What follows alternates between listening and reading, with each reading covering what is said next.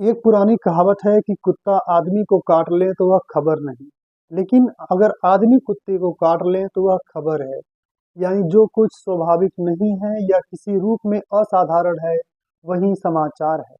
लेकिन क्या स्वाभाविक नहीं है और क्या असाधारण है, ये तय कौन करता है? बड़ी बड़ी निजी कंपनियां। तभी तो एक खास किस्म की मीडिया का निर्माण किया गया है, जिसका नाम है गोदी मीडिया। जी नमस्कार, मैं श्याम सुंदर आज के इस एपिसोड में मीडिया की दुर्दशा पर विस्तार से बात करने वाले हैं। अंत तक बने रहें। आपने छह अंधों और एक हाथी की कहानी सुनी होगी। यह भारतीय लोक कथा तथ्यों और सच्चाई के बीच के फर्क को काफी अच्छे ढंग से उजागर करती है।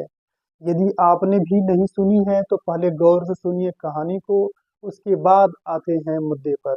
छह अंधों में बहस छिड़ गई कि हाथी कैसा होता है, और फिर उन्होंने इस बहस को खत्म करने के लिए स्वयं हाथी को छूकर यह तय करने का निश्चय किया कि हाथी कैसा होता है। एक अंधे ने हाथी के पेट को छुआ और कहा, यह दीवार की तरह है। दूसरे ने उसके दांत को छुआ और कहा, नहीं, यह तलवार की तरह है। तीसरे के हाथ उसकी सूंड आई और उसने कहा, यह तो सांप की तरह है। चौथे ने उसका पैर छुआ और चिल्लाया, तुम पागल हो, यह पेड़ की तरह है। पांचवे के हाथ हाथी का कान आया और उसने कहा, तुम सब गलत हो, यह पंखे की तरह है। छठे अंधे ने उसकी पूंछ पकड़ी और बोला, बेवकूफों, हाथी दीवार, तलवार, सांप, पेड़, पंखे में से किसी भी तरह का नहीं होता। यह तो एक रस्सी की तरह है। हाथी तो चला गया और छह अंधे आपस में लड़ते रहे। हर एक अपने तथ्यों के आधार पर हाथी की अपनी सच्ची छवि पर अडिग था। एक आदर्श रूप में मीडिया की सच्चाई यही है। ठीक उसी प्रकार जैसे छह अंधे ने हाथी को अपने अपने ढंग से बताया, इसी तरह एक पत्रकार समाचार के रूप में सच्चाई को पेश करने की कोशिश करता है। लेकिन यह अपने आप में एक जटिल प्रक्रिया है। सच यह है कि मानव सच्चाई की नहीं, सच्चाई की छवियों की दुनिया में रहता है। किसी भी घटना के बारे में जो भी जानकारियां प्राप्त होती है, उसी के अनुसार हम उस घटना की एक छवि अपने मस्तिष्क में बना लेते हैं, और यही छवि हमारे वास्तविक यथार्थ का काम करती है।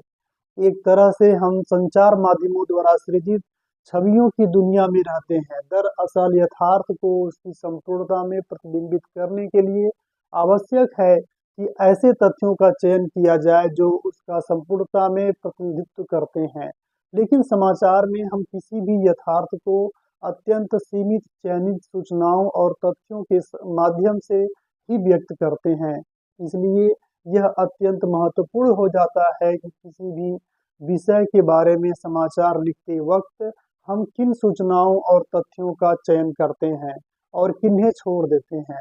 चुनौती यही है कि ये सारी सूचनाएं और तथ्य सबसे अहम हो और संपूर्ण घटना का प्रतिनिधित्व करते हों।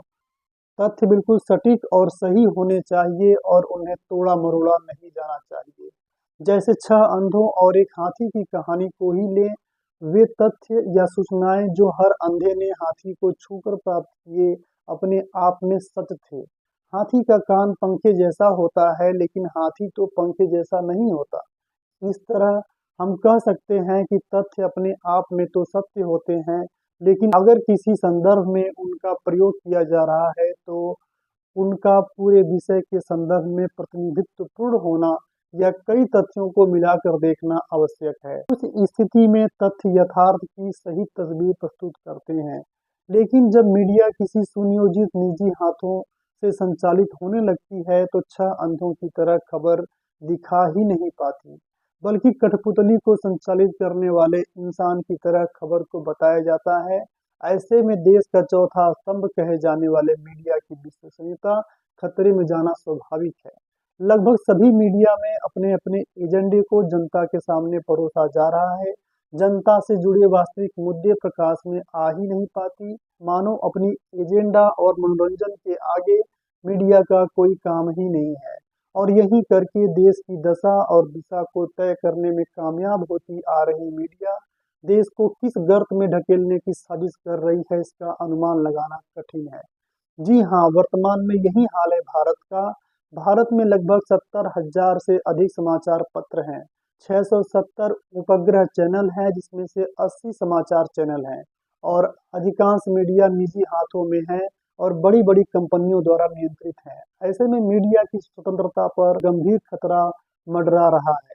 भारतीय मीडिया का वर्तमान स्वरूप Pakistan attack, opposition attack and Modi appreciation ही है और अगर इससे फुर्सत मिल जाए तो इलेक्शन कवरिंग को भी ठीक-ठाक समय दे देते हैं।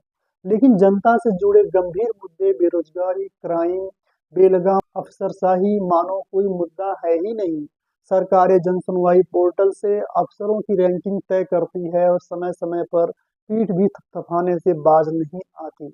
लेकिन सरकारों को कौन बताने जाए कि समस्या का समाधान केवल किसी कागज का टुकड़ा स्कैन कर अपलोड करने से नहीं होता।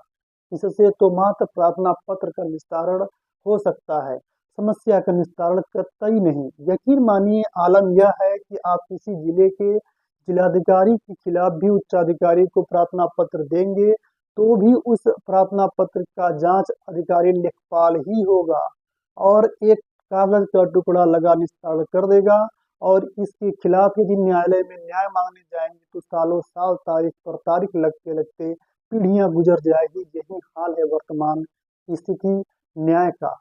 मानो इन सब मुद्दों से मीडिया का कोई वास्ता सरोकार है ही नहीं। धिक्कार है ऐसे पत्रकारों को जिन्होंने आजादी के 77 साल बाद भी अपने को गुलाम बनाकर पत्रकारिता की रोटी खा रहे हैं।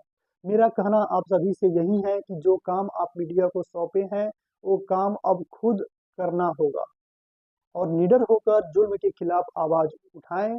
बहुत बहुत धन्यवाद। चैनल को सब्सक्राइब कर लीजिए।